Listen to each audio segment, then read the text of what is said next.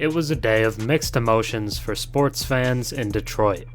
The Lions lost in the NFC Championship game, but a bright spot emerged in a dark season for the Pistons. The East's 15th seed took down the Oklahoma City Thunder, who came into the game as the number 1 seed in the West, and they did it without the franchise's leader in Cade Cunningham. Jalen Duren led the charge for the Motor City, finishing with 22 points, 21 rebounds, and 6 assists, while shooting nearly 70% from the field. He's only 20 years old, and is over a year younger than Thunder big man Chet Holmgren. He easily outplayed him, and dominated a guy that's being lauded as a Defensive Player of the Year candidate. I've said it before and I'll say it again, Duren reminds me a lot of a young Dwight Howard, and he seems lined up for a career as an all-star big man. Jaden Ivey was solid as the lead guard once again, putting up 19 points, 8 rebounds, and 6 assists. He has played very well without Cade over the past month, and has honestly just benefited from Monty actually giving him minutes. Alec Burks continues to be a very positive veteran presence on the team, led them in plus-minus, and chipped in 10 points, 6 rebounds, and 3 steals. The big thing in this game was the shooting disparity, as the Pistons shot 42% from 3 compared to the Thunder's 28%. It was almost like an episode of the Twilight Zone, as the 24th ranked 3-point shooting team beat the 3rd best 3-point shooting team using their opponent's biggest weapon.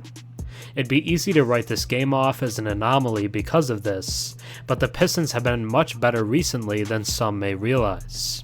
After winning only 3 games through the team's first 38 games of the season, they now have won 3 of their last 7, including this super impressive one over OKC. But even the losses were impressive. They lost by single digits to the Bucks twice and the Timberwolves once over that span, and are all of a sudden keeping up with some of the league's best teams. It's been with Cade Cunningham and without him, proving the people right that still stand by this team having talent. The struggles always seem to be more about fit and coaching than talent itself, as a young core of Cade, Duren, Ivey, and Ausar Thompson isn't a bad starting point. But it looks like they're finally turning it around. Now let's take a deeper look. Before we get into the Pistons' recent resurgence, if you enjoy my content and watch a few videos of mine, think about subscribing.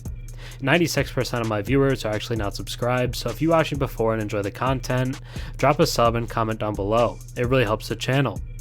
After a discouraging defeat against the Washington Wizards, the Pistons faced the Oklahoma City Thunder on the second night of a back-to-back, with starting point guard Cade Cunningham unexpectedly sidelined. Surprisingly, the Pistons managed to outperform, outmuscle, and outlast the Thunder, securing a 120-104 win. In contrast to their struggles against the Wizards, the Pistons excelled in ball protection, committing only 9 turnovers, and dominated the boards against the Thunder.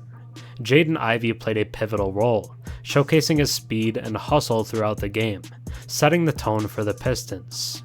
His contributions included 19 points, 8 rebounds, 6 assists, and numerous impactful plays not reflected in the box score.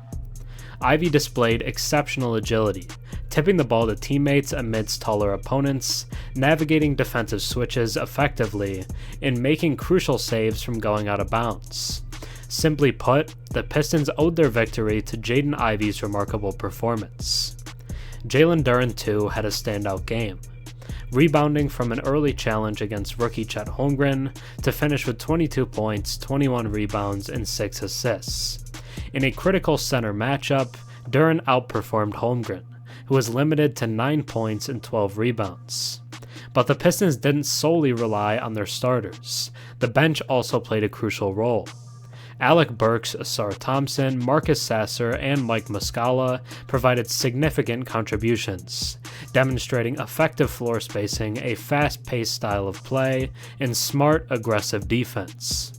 While Shai Gilgeous-Alexander led the Thunder with 31 points, the Pistons capitalized whenever he was off the court. Despite the game being within reach for the Thunder in the fourth quarter, Shai sat out, likely considering their upcoming game against the Wolves.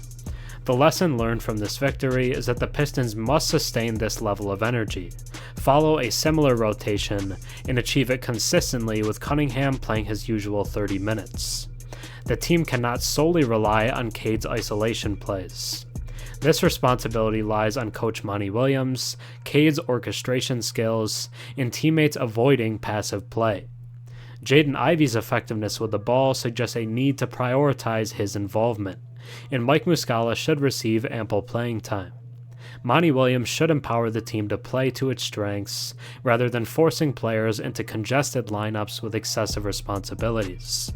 The potential for success does exist for this team, and replicating victories like this requires strategic decisions from the Pistons coaching staff to ensure consistency. But their play as of late suggests they can keep doing it, and the team is finally turning it around. Thanks for watching. I'm Herm. Have a good one.